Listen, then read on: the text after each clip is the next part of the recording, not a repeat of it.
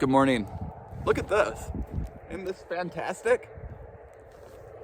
If you've been watching my videos recently, you've seen that I'm in New Mexico, and it didn't look like this recently. It didn't look like this yesterday. It's been actually pretty warm, and I just woke up this morning and I was in a winter wonderland. Oh, what a beautiful day. Today, I want to talk about having faith, trusting the universe. I don't know who needs to hear this. From time to time, I need to remind myself because I get captivated by the drama. If you watched my recent video, An Optimal Theory of the Universe, you know what I mean by being captivated by the drama. Where at one level, it's discourse, and at another level, it's harmony.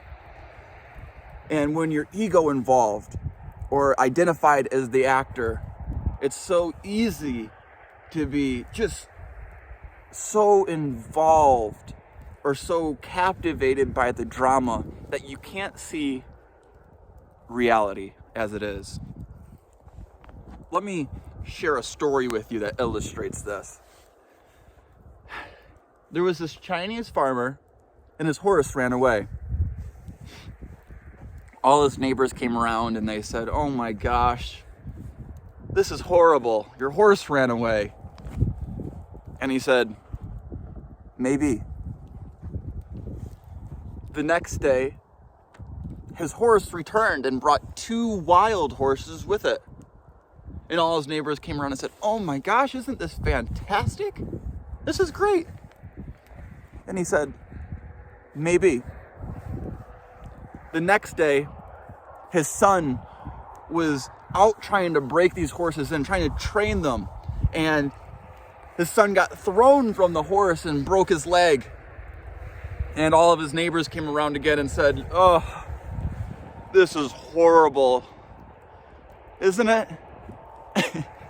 And he said, "Maybe." The next day, subscription officers were coming around door to door to recruit people into the war, and his son couldn't be drafted because he had a broken leg. This just further illustrates, at one level it's discourse, at one level it's harmony, and when you're captivated by the drama, when you're ego invested, it's so hard to see the whole picture.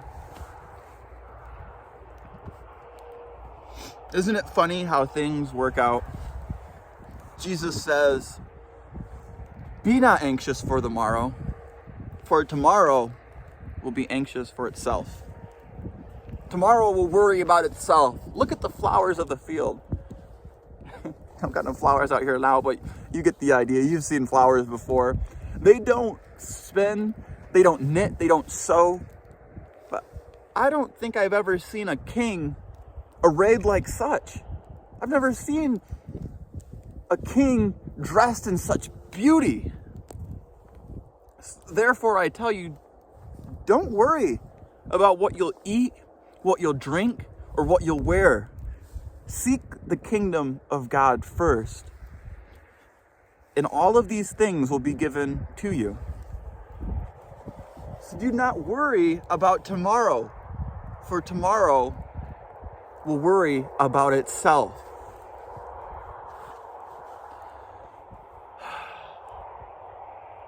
It's funny, don't really hear preachers preach on that one. It's too anti-materialistic.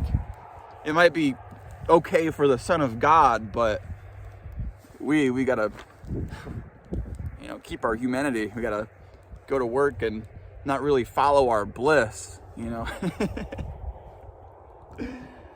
Ram Dass says, out of all of these travels I've done, spiritual practices I've done, years and years of sitting in ashrams and monasteries, all of the yogis I've sat at the feet of, all of this meditation, spiritual practices I've done, I don't think I've gotten rid of one neurosis.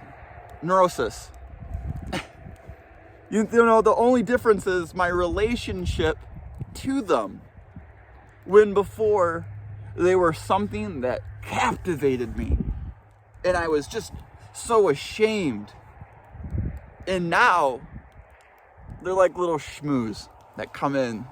And I say, oh, hey there, sexual perversity. Hey there, anger, frustration, jealousy.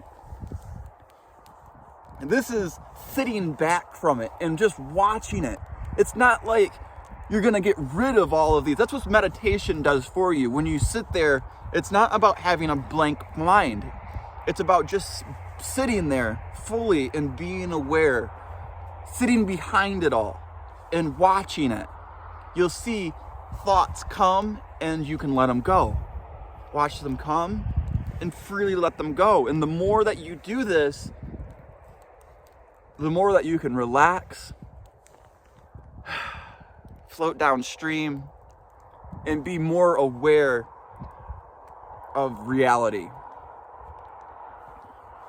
You know, there's this movie, Kentucky, and it's about this man who wants to travel, and he doesn't know how he's going to do it, but he has this feeling within his heart that he wants to. And so he takes the first step and just puts one foot in front of the other. And things just tend to work out. You know, he has this raft that he builds. And it's kind of loose and the ropes aren't really tight around it. But he throws it into the ocean, and to his surprise, the logs soak up the water and tighten up the ropes, make it tight. He doesn't know what he's going to eat, but to his surprise, a fish flops on his deck every morning. You'll find these things happening when you follow your bliss. What is your bliss? Joseph Campbell talks about when he was teaching, he would have students come to him and they'd be talking about different subjects, and he would hit on a subject. And you'll see it in their eyes. You'll see it in their heart. They'll just light up. When you find that thing in your life that makes you light up like that, don't let people steer you away. Follow that completely. And I swear to you that will be the most gratifying thing that you do. People love to steer you in different directions. They want you to live the life that they want you to live because they want to justify the way that they're living. Don't. Follow your bliss. Joseph Campbell talks about this story where he's in a diner and there's this little boy with his family, and his father says to him, he says, "Drink your tomato juice." And the little boy says, "I don't want to." And the father in the louder voice says, "Drink your tomato juice." And the mother says, "Don't make him do what he doesn't want to do."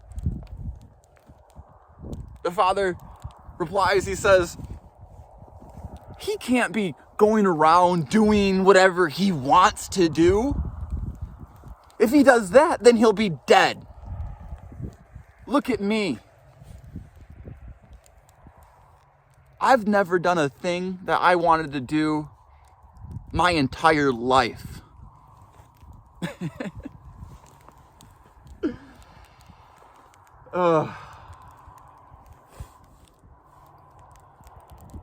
Have faith. Trust the universe. It's funny how things work out. Do your meditations, sit back and try not judge the situation so quickly. Try to be aware.